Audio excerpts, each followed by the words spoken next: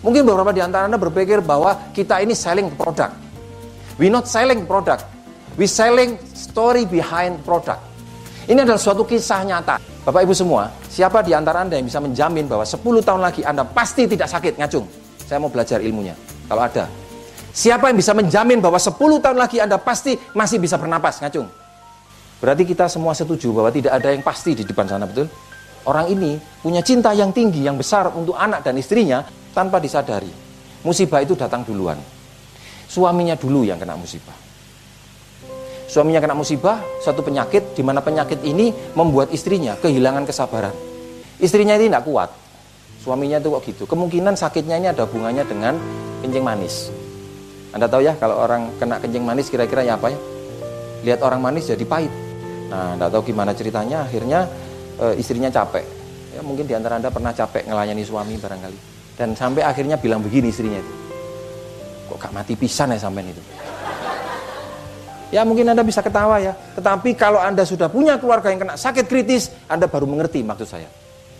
Sudah tidak mampu itu hidupnya itu. Mau hidup kayak apa, dipertahankan kayak apa. Sang ibu ini itu masih punya kesenangan. Dia punya pacar. Ini yang cerita adalah anaknya. Pada waktu suaminya ini sakit, ternyata doa istrinya, keinginan istrinya untuk cepat mati itu dikabulkan sama Tuhan. Nah, begitu meninggal, maka yang ada dalam pikirannya sang ibu ini adalah untuk mendapatkan UP ya, warisan. Kebetulan UP-nya besar, nilainya miliar. Nah, saat itu dia datang ke kantor, di kantor itu bersama dengan pacarnya dia datang. Ini saya mau mengajukan klaim karena suami saya sudah meninggal. Diurus, intinya oke, minta nomor rekeningnya ahli waris. Memang dia istrinya, istri saya. Setelah dalam berapa lama, ditunggu waktu 1 minggu kok nggak ada realisasi.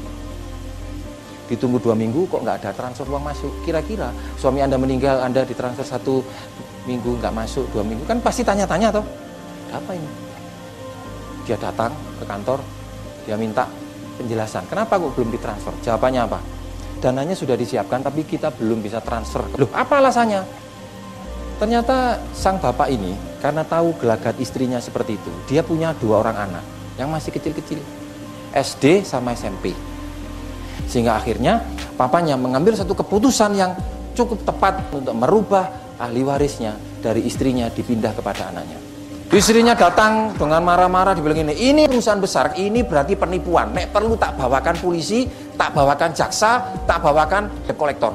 Dananya sudah siap, bisa ditransfer kepada termaslahat. Tetapi Bu, sebelum Bapak meninggal, Bapak merubah, dipindah kepada anak-anaknya masih SD dan satunya masih SMP. Bu, ngamuk luar biasa. Marah sekali. Nah, setelah berlangsung beberapa lama, tiba-tiba ada 2 orang anak kecil itu datang ke kantor. Pengen ketemu sama pimpinan cabang. Pak, ini ada tamu mau ketemu sama Bapak. Anak ini datang dengan pakai celana pendek, masih pakai baju sekolah. Dia datang, oh ya tunggu, karena saya masih ada tamu. Setelah selesai dia datang, ternyata anak kecil. Begitu anak kecil, ada apa nak? Pak, tolong pertahankan hak kami. Hanya itu satu-satunya uang yang kami miliki dari Papa. Uang itulah yang saya buat bekal untuk masa depan kami dan adik. Ini anak SMP nih. Tuh, kamu itu siapa? Dia cerita, saya adalah anaknya Bapak ini. Dicek datanya, oh berarti kamu tuh anaknya yang kemarin yang meninggal itu. Iya Pak. Sejak Mama itu tahu Papa sakit, Mama sering bilang bahwa saya ini bikin repot Mama. Mama tidak bisa kerja, akhirnya saya ditaruh di panti asuhan. Tolong Pak, pertahankan hak kami. Karena kami tidak punya siapa-siapa. Nak, kamu tidak usah khawatir, karena kami akan menjadi pembela kamu. Kami akan menunggu saatnya tiba. Ketika kamu sudah memenuhi waktunya, umur 17 tahun, dana ini akan ditransfer buat kamu. Anda jangan pikir kita menjalankan bisnis ini itu untuk sekedar cari kesibukan loh. Ngisi waktu luang loh. Bertahun-tahun membuang waktunya, ternyata do nothing. Tidak ada sesuatu yang membuat hidup kita jadi berarti. Penting nggak hidup kita ini berarti? Saya tidak tahu bagaimana Anda mendefinisikan hidup Anda.